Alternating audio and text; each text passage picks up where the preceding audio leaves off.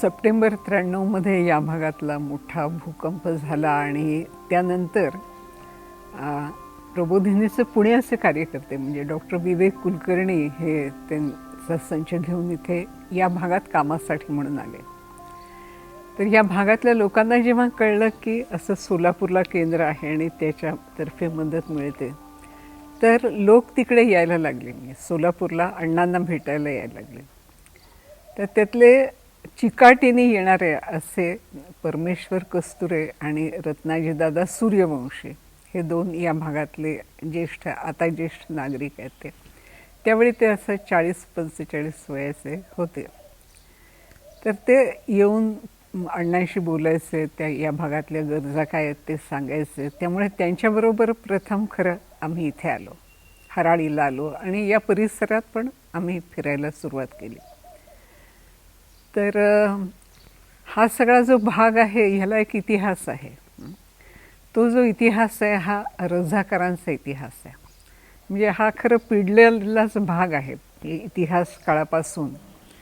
तर निजामाच्या राजवटीमध्ये इथे रझाकारांनी विशेषतः उमरगा भागामध्ये खूप अत्याचार केलेले आहेत आणि आर्य समाजी लोकांनी त्याच्या विरुद्ध चांगला लढा दिला, प्रतिकार केला.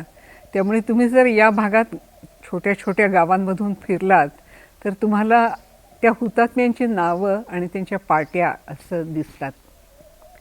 तर अशी या भागाची पार्श्वभूमी आहे. म्हणजे आपण म्हणतो तसं आकाशातला देव पण रुसलेला आहे आणि पृथ्वीवरचे राजे पण रुसलेले आहेत आणि त्रास देत आहेत, असं गांजलेला म्हटलं तरी चालेल हा भाग. मुलींच्या बाबत विशेषतः लवकर लग्न का करून टाकायचे, कारण जबाबदारी वाटते आणि भीती पण वाटते की मुली पळवून नेण्याचे प्रकार अत्याचार मुलींवर स्त्रियांवरचे हे पण या भागात पुष्कळ झालेले आहेत. हा सगळा या मराठवाड्याचा इतिहास आहे. मराठवाड्याचा आणि विशेषतः दक्षिण मराठवाड्याचा आणि त्यातही उमरग्याच्या परिसरात जिथे आपण आहोत या भागाचा हा इतिहास आहे. तर या इतिहासाने त्या ठिकाणचं सामाजिक मन घडत असतं तसं इथलं आहे असं आमच्या लक्षात आलं. म्हणजे तर इथे फिरताना लक्षात आलं की शाळा बऱ्याचशा पडलेल्या आहेत आणि मुंबईच्या एका जैन संघटनेने इथल्या मुलांची शिक्षणाची व्यवस्था केलेली आहे. त्यामुळे मुलांना मुंबईला नेलेलं आहे आणि तिथे आईवडिलांपासून ते दूर आहेत.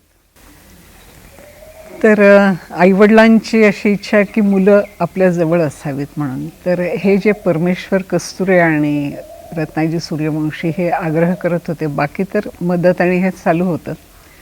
इथे पुष्कळ ठिकाणाहून जगातून सगळीकडून जी मदत आली ती मुख्यतः कपडे आहेत, चादरी आहेत.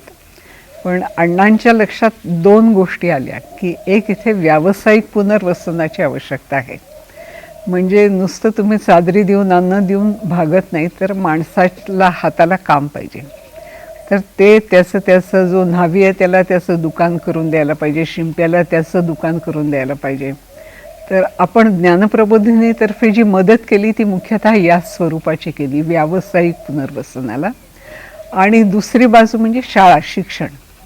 तर इथे आपली मुलं शिकावीत असं सर्वांना वाटत होतं. म्हणजे तर लगेचच्या लगेच काही मोठी इमारत किंवा असं शक्य नव्हतं. पण आपण प्रथम इथल्या शिवमंदिरात शाळा सुरू केली, 1995मध्ये केली. आणि हळूहळू मग थोडं तट्ट्याचं असं काहीतरी काय हे सावली किंवा तिथे बसून शिकता येईल अशी जागा, असं करत करत मग आपल्याला सहाय्य पण वेगवेगळ्या ठिकाणाहून मिळत गेलं. आपले अण्णांचेच एक विद्यार्थी जे अनाथ विद्यार्थीगृहामध्ये अण्णा ज्यावेळी शिकवत होते, शिक्षक होते, त्यावेळी त्यांचे विद्यार्थी होते आणि खूप कठीण परिस्थितीत त्यांनी शिक्षण केलं. आणि नंतर त्याच सुमाराला म्हणजे भूकंप झाला त्या सुमाराला ते पुण्यामधले विशेषतः अत्यंत नामांकित असे वास्तुतज्ञ आणि बांधकाम क्षेत्रातले मोठं नाव त्यांचं असलेलं. तर त्यांनी अण्णांना गुरुदक्षिणा म्हणून इथे शाळा सुरू करायला पहिल्यांदा देणगी दिली. आणि मग जपान सरकारने इथल्या कामासाठी, ते पण आपले तिथले एक मित्र होते शुभचिंतक, त्यांच्यामुळे अशा या 2 देणग्यांमुळे शाळेची इमारत आपण उभी करू शकलो. आणि त्यामुळे प्राथमिक शाळा आणि नंतर माध्यमिक शाळा पण इथे सुरू करता आली.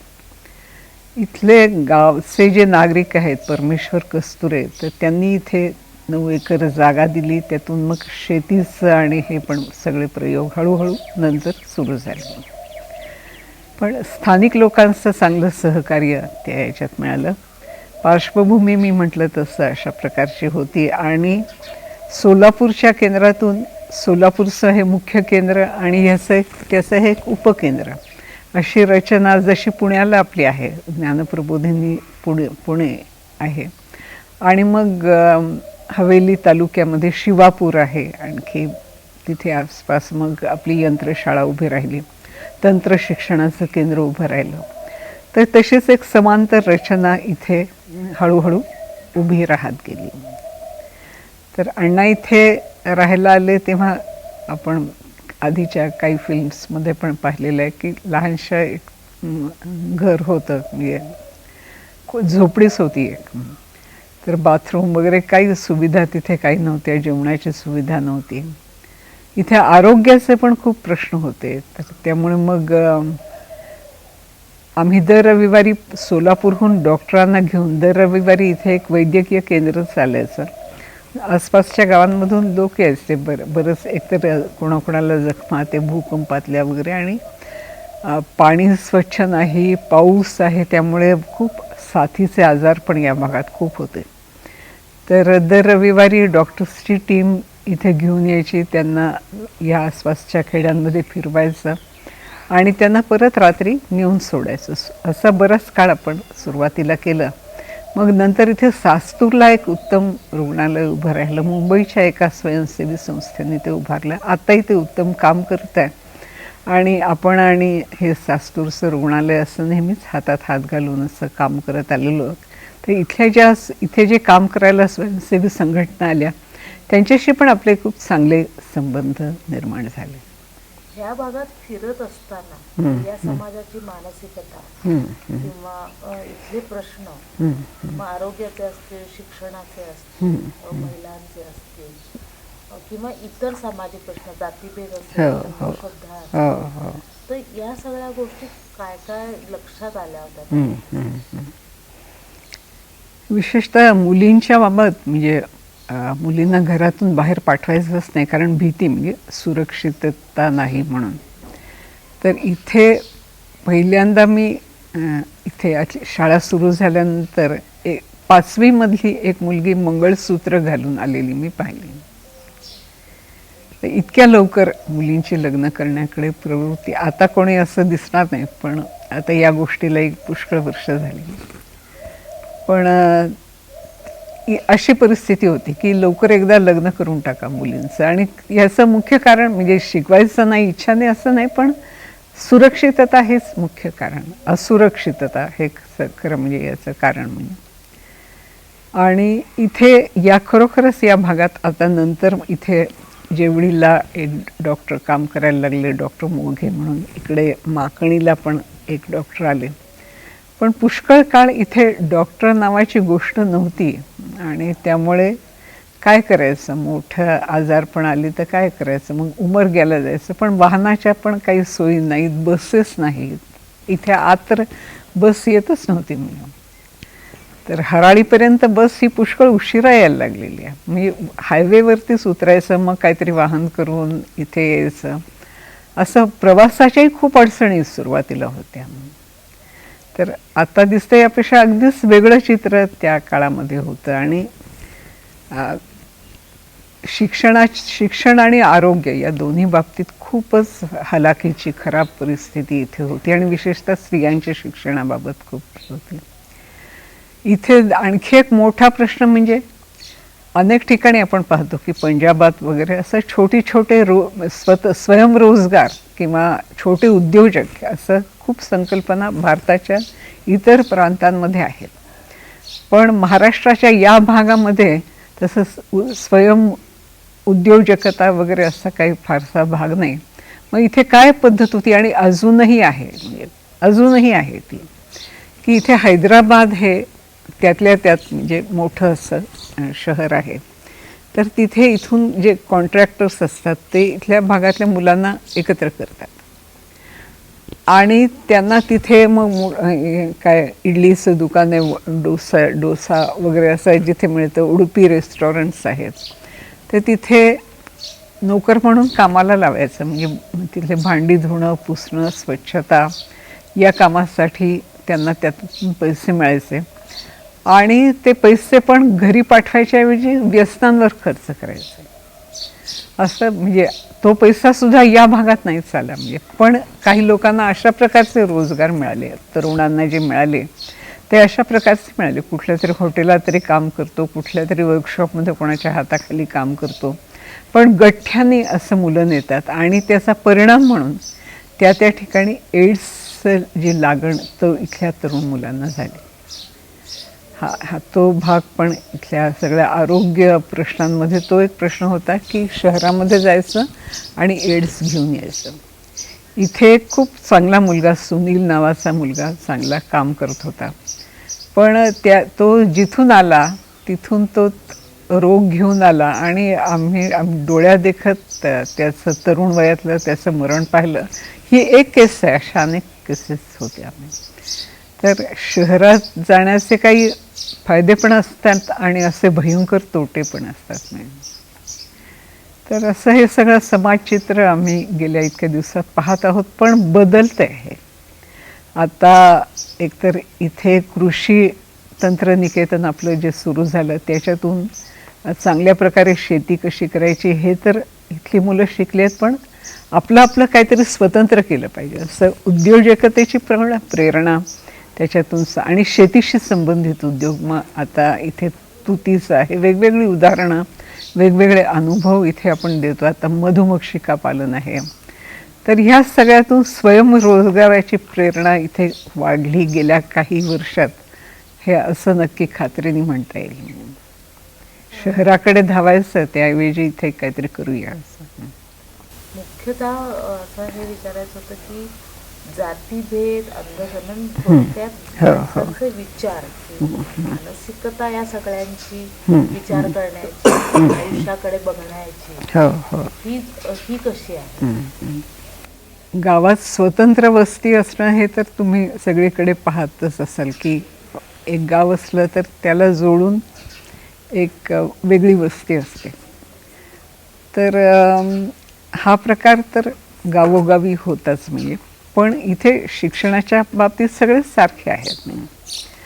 आणि इथे आणखी एक वस्तीचा प्रकार म्हणजे लमाण तांड्यात. तर हे तर आहे गाव आणि त्याला जोडून एक पूर्वास्पृश्यांची वस्ती, असं तर सगळीकडे तुम्हाला चित्र दिसेलच. पण या भागात लमाण तांडे पण खूप आहेत. म्हणजे जेवळीच्या इथे आहेत, कितीतरी आहेत. आता सध्या आपण त्याच्यावर काम करतो. तर ह्या तांड्यांवरती राहणारे लोक यांची पण तिथे पाणी नाही, पाण्याची व्यवस्था नाही, आरोग्य नाही, हे सगळे प्रश्न आहेत. पण मुलांचं शिक्षण त्यांचं ते इथे मुलांना पाठवायला लागले आणि त्यांनी पुष्कळ फरक पडला. आपणही आता सध्या तर अनेक लमाण तांड्यांवर आपण मुलांचे शिक्षण वर्ग घेतो. आणि ह्या सगळ्या प्रक्रियेत असं लक्षात आलं की आपण ज्याला बुद्धिमत्ता म्हणतो ही काही शहरातल्या उच्चवर्गीयांची मिरासदारी नाही आहे. म्हणजे अत्यंत वंचित भागातही अत्यंत उत्तम प्रकारची बुद्धिमत्ता आहे, मुलांच्यात आहे, मुलींच्यातही आहे असं लक्षात आलेलं आहे. पण त्यांना संधी नाही आहे, त्यांना प्रशिक्षण नाही आहे आणि त्यांना संधी नाही आहे.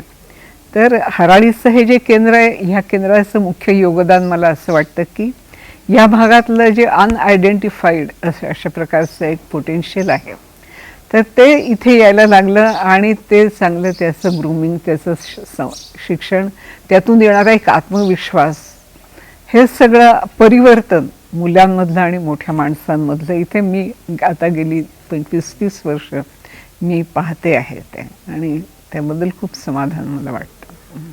आपण आता ग्रामीण भागातलं प्रज्ञावंत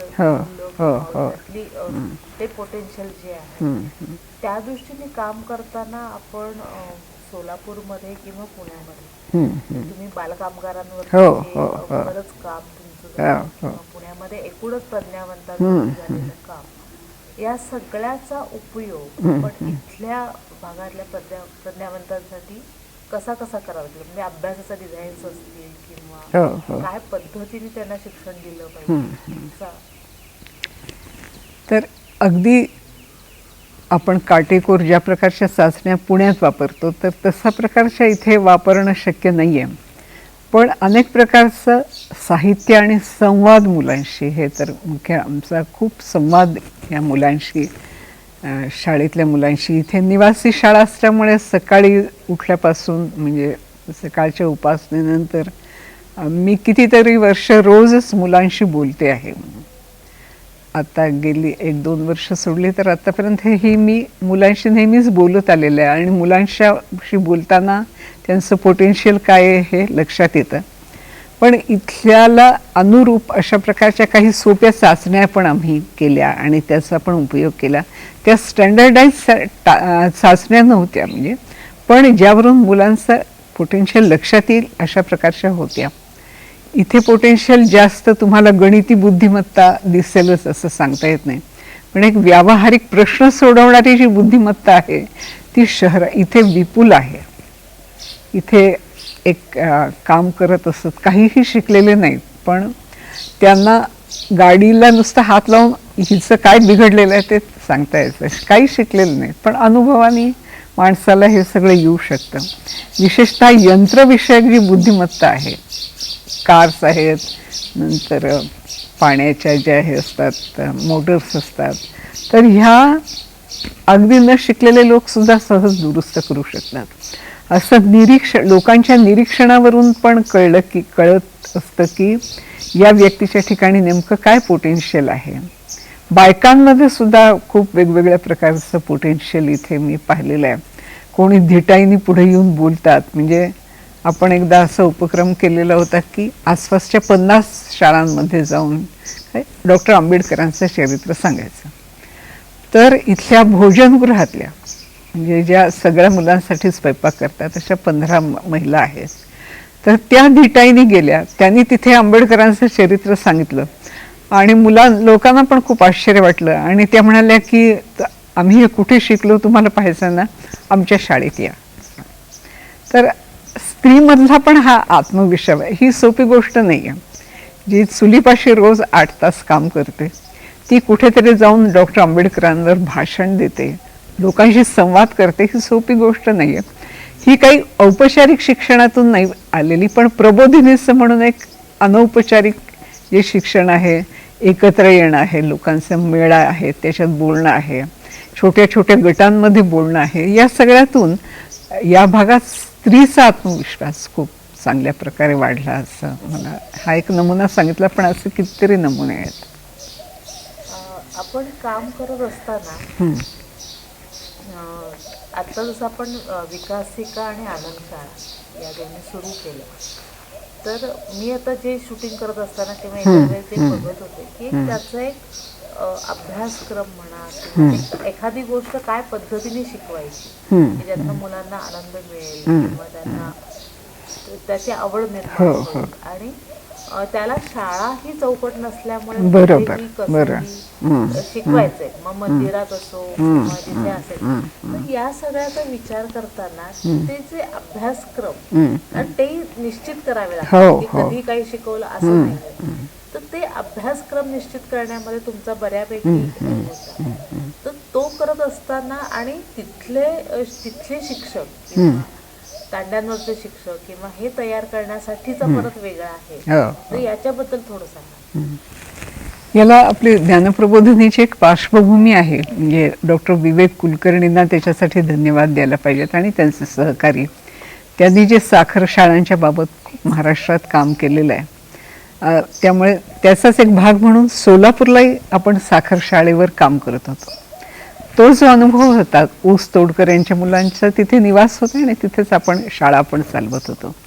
आणि दुसरी महत्त्वाची गोष्ट म्हणजे बालकामगारांची शाळा. ह्या दोन्ही शाळांमध्ये या गटातल्या मुलांचा अनुभव होत असल्यामुळे इथे आता काय नेमकं करायला पाहिजे, कशा प्रकारे शिक्षण द्यायला पाहिजे याचा अंदाज होता. याच्यासाठी काही साहित्य त्यांच्या टीमनी पण तयार केलेलं आहे. काही साहित्य आम्ही इथे स्वतः तयार केलं आणि असं प्रयोग करता करता इथला अभ्यासक्रम हा सगळा तयार झालेला आहे. पण पार्श्वभूमी त्याला एकतर विवेक कुलकर्णीच्या कामाची आहे आणि सोलापुरातल्या साखर शाळा आणि बाल कामगार यांना शिक्षण देताना जे अनुभव आले त्यांच्यासाठी जी अभ्यासक्रमांची रचना केली त्याचं पण आहे. पुढचं मला असं हे वाटतं की जो आपण मनुष्य घडण, वृत्ती घडण ह्या आपला कामाचा जास्त हे आहे. तर या दृष्टीने विचार केला तर आपल्याला किती काळ अजून काम करत राहायला लागणार आणि कुठल्या गोष्टींना अजून आपण हात लावलेला नाहीये किंवा कुठल्या गोष्टींवरती काम व्हायला पाहिजे असं म्हणजे पुढच्या एक असं म्हणून 20-50 वर्ष जे काही असते तो काय पद्धतीने आपल्याला कामाची गरज वाटते. तर आता शिक्षण हे चांगल्या प्रकारे इथे पुष्कळ रुजत आहे, पण नेतृत्व प्रशिक्षण ही आणखी गोष्ट वेगळी आहे जी आपण आता पुण्यात करतो आहोत. तर ग्रामीण भागात उत्तम पोटेन्शियल या बाबतीतलं पण आहे. तर एकदम एका टप्प्याला नाही, पण एकदा 8वीच्या टप्प्याला, एकदा 11वीच्या टप्प्याला आणि एकदा पदवीच्या सुमाराला, तर या 3 टप्प्यांवर नेतृत्व गुण शोधणं आणि मुलांच्यात आणि मुलींच्यात सुद्धा म्हणजे आणि त्याचं चांगलं त्यांचं प्रशिक्षण करणं, ज्यांच्याजवळ विशेष त्यातलं पोटेन्शियल आहे त्यांचं विशेष प्रशिक्षण करणं, त्यांना कामाची संधी देणं, हे सगळं अजून आपल्याला इथे करायचं आहे. तर स्त्रियांच्या बाबत अजून खूप प्रश्न आहेत आणि त्याच्यासाठी इथल्या भागातल्या बाहेरून कोणी येऊन तसा उपयोग नाही होणार.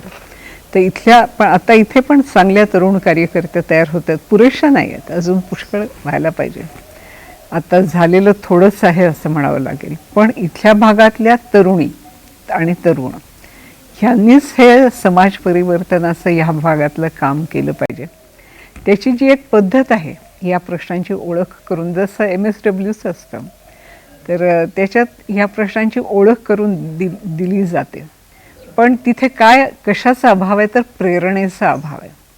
कोणीतरी मी म्हणू शकते की मी या ठिकाणी 20-22 वर्ष काम केलेलं आहे आणि या भागाचा स्वभाव काय, इथले प्रश्न काय, इथल्या मुलामुलींसाठी काय करायला पाहिजे याचा आता मला अनुभव आहे, असं इथल्या कोणीतरी म्हणायला पाहिजे. असं करणारे इथले कार्यकर्ते तयार व्हायला पाहिजे. ते जसजसे होतील आणि अनेक ठिकाणी ज्या वेगवेगळ्या नेतृत्व शिक्षण प्रक्रिया चालू आहेत तर त्या सगळ्या आधी इथलं पोटेन्शियल शोधणं आणि मग त्याचं चांगलं शिक्षण करणं आणि मग प्रत्यक्ष कामामध्ये पण त्याचा उपयोग होणं, हा मोठा काळाचा हे आहे. पण आता थोडं तरी विश्वास वाटेल की हां, ज्या प्रकारचं शिक्षण इथे प्रबोधिनी देते आहे त्याच्यातून चांगलं नेतृत्व तयार होतं आहे. याची अनेक उदाहरणं मी सांगू शकेन. आता आपल्या कृषी विद्यालयाचं जे उपप्राचार्य म्हणून काम करतात ते या शाळेचे विद्यार्थी आहेत. त्यांनी इथेच कृषीचं शिक्षण घेतलेलं आहे. तेवढंच नाही घेतलेलं, त्यांनी इथे संघटनेचं पण शिक्षण घेतलेलं आहे. तर असे तयार झालेले आता तुम्हाला एक 5-10 असे दाखवता येतील, पण उद्या 100 लोक असे तयार व्हायला पाहिजे. तर मग ते या संपूर्ण खोऱ्याचं किंवा या संपूर्ण भागाच्या परिवर्तनाचा एकत्र विचार करू शकतील. अगदी मला महत्वाचा हे म्हणजे तो थोडासा मोठा विषय वाटू शकतो, पण आध्यात्मिक जीवन किंवा भाग कुठलाही असो, व्यक्ती कोणी असो, ईश्वरी तत्व आपण म्हणतो आणि ते ईश्वरी तत्व इथलं आपण मागे बोलताना म्हणलं की ते निद्रिस्त आहे, ते कुठेतरी जाग करायला पाहिजे आणि तो प्रवास मग जास्त मोठा असतो त्या पद्धतीने जाण्याचा. तो आता जड वाटेल कदाचित, पण त्याविषयी ती संकल्पना आता गाडगे बाबांनी जसं काम केलेलं आहे तर तशा प्रकारचे नवीन गाडगे बाबा असं इथे तयार व्हायला पाहिजे आहेत मी, आणि स्त्रिया सुद्धा तयार व्हायला पाहिजेत. तर ज्ञानप्रबोधिनीमध्ये अध्यात्माचा पाया आहे. रोजच्या उपासनेनेच दिवसाची सुरुवात होते. पण मराठवाड्यातले संत आहेत, कितीतरी संत आहेत. अमृतराय आहेत, आणखी पण अनेक संत या भागातले आहेत. म्हणजे तर त्यांच्या रचना, त्याच्यावर भाष्य करता येणं आपल्याला, आणि संतांनी समाज रचनेबद्दल, समाज संस्थापनेबद्दल, समतेबद्दल जे जे काही सांगितलेलं आहे, असं एक विद्यापीठच खरं म्हणजे इथे निर्माण व्हायला पाहिजे, की ज्यांचा विज्ञानाचा पण अभ्यास आहे, ज्यांचा अध्यात्माचा पण अभ्यास आहे, ज्यांचा सामाजिक प्रश्नांचा पण अभ्यास आहे, आणि लोकांशी सोपेपणाने लागलं तर संगीताचा उपयोग करत असा संवाद करू शकतील असे लोक तयार व्हायला पाहिजेत. हे आणखी लांबचं स्वप्न आहे. पण निदान काही प्रमाणामध्ये तरी, ज्याला आपण उपासना म्हणतो, दैनंदिन उपासना, त्यांच्या कुलदैवताची उपासना, पण जी सदाचार शिकवणारी आहे, असं काही ना काही उपासना ही घराघरामध्ये होणं हे शक्य आहे. आणि असं आपण आता करतो, कोणाकडे वाढदिवस असलं तर घरी जातो, उपासना करतो. पण त्यावर भाष्य करणारे, नुसतं उपासना करून पुरेसं नाही आहे.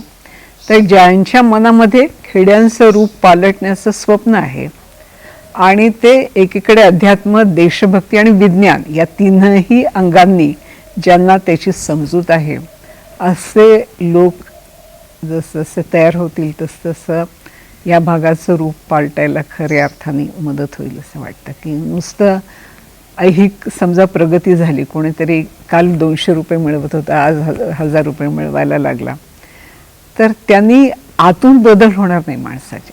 पण मूल्य ज्याला आपण म्हणतो, ती मूल्य जर रुजायची असली तर नुसते धडे देऊन काही उपयोग नाही. त्यांच्या पोटात शिरून, त्यांच्या जीवनात शिरून, त्यातले अनुभव, उदाहरणं देत जे बोलू शकतात, समजावू शकतात, आणि ज्यांचं स्वतःचं आचरण तसं आहे, असे मी म्हटलं तसं अनेक ठिकाणी असे लोक तयार झाले.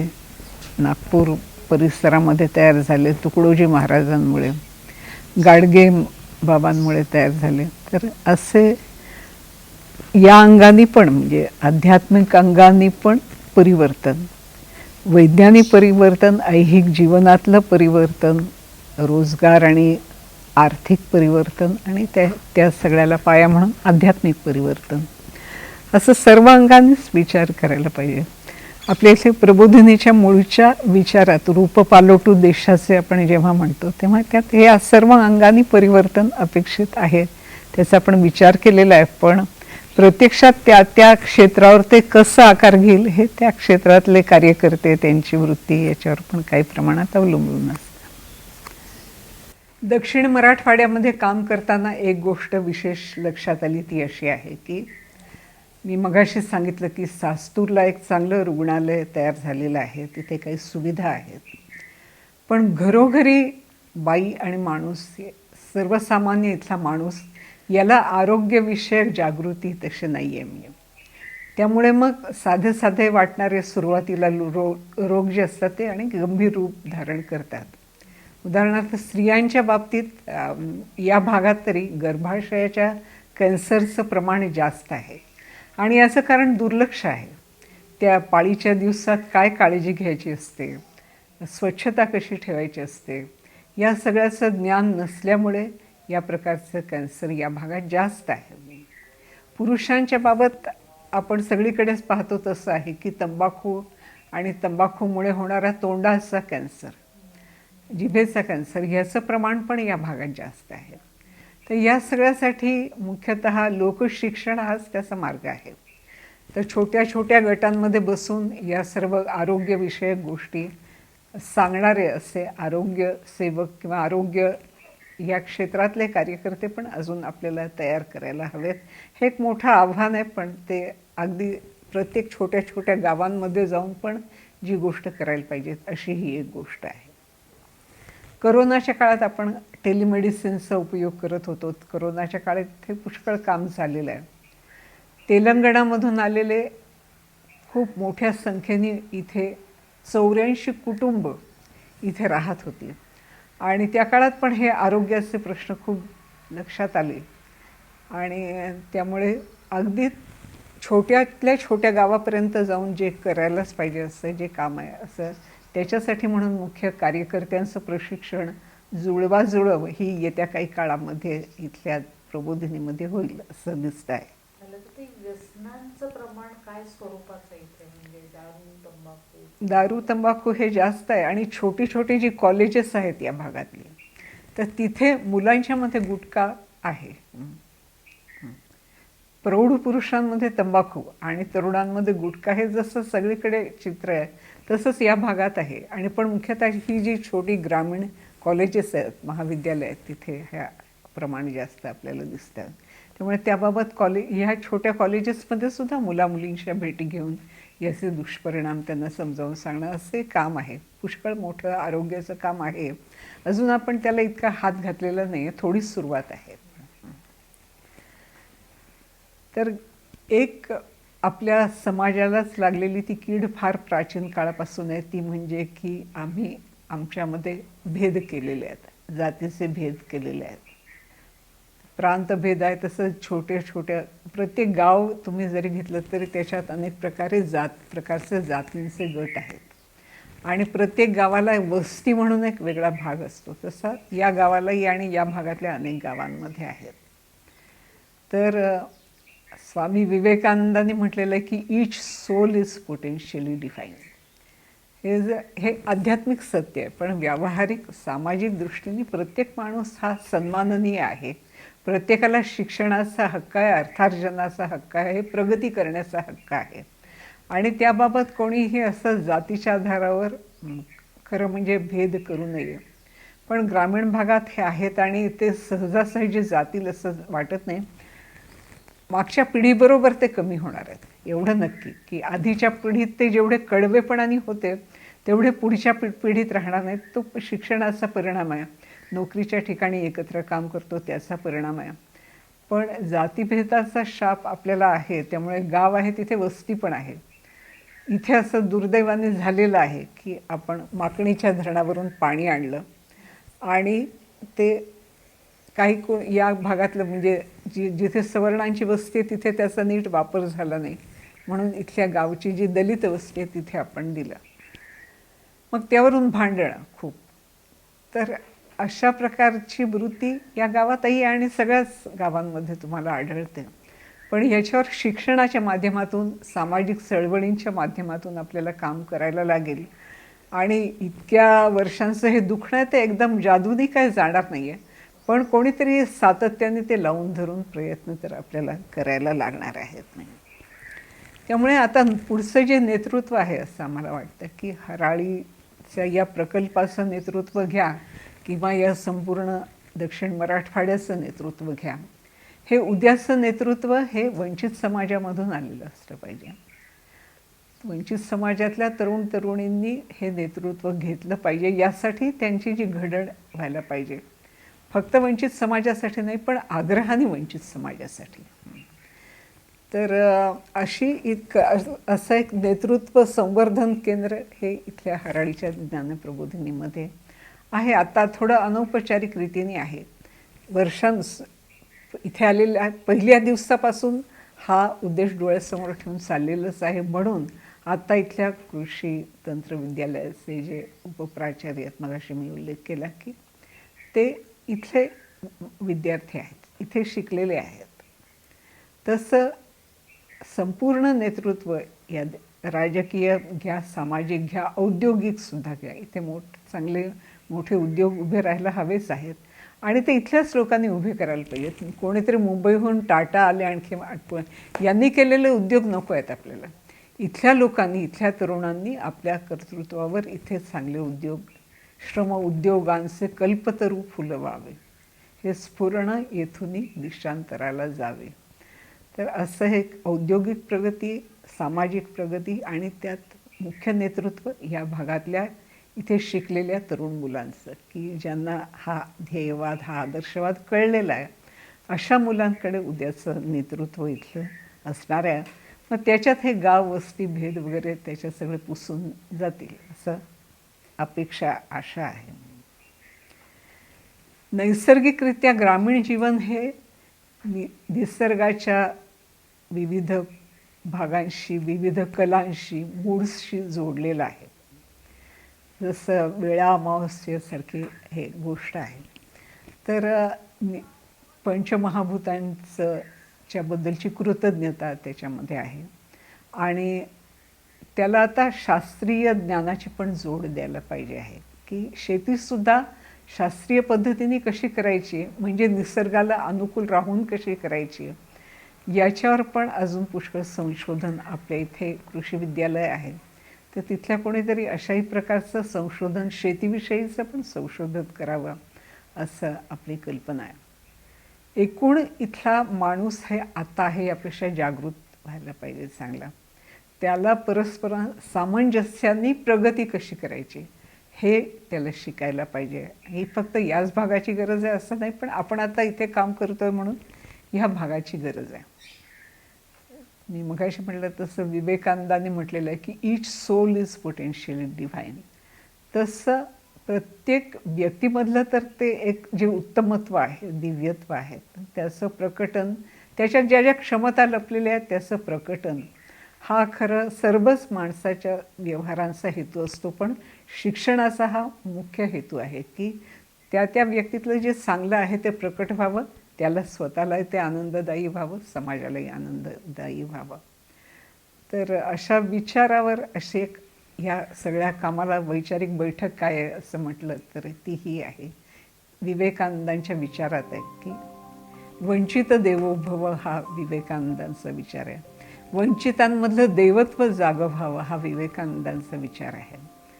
आणि आताचं जे जे नवीन विज्ञानाची आव्हानं आहेत, जगातली आणखी आव्हानं आहेत, ह्या सगळ्याला तोंड द्यायला समर्थ होतील, त्याचा उपयोग करायला समर्थ होईल असा एक चांगल्या प्रकारचा समाज, त्याचं एक छोटं रूप हराळीमध्ये पाहता यावं अशी या सगळ्या कामामागची इच्छा, प्रेरणा आहे.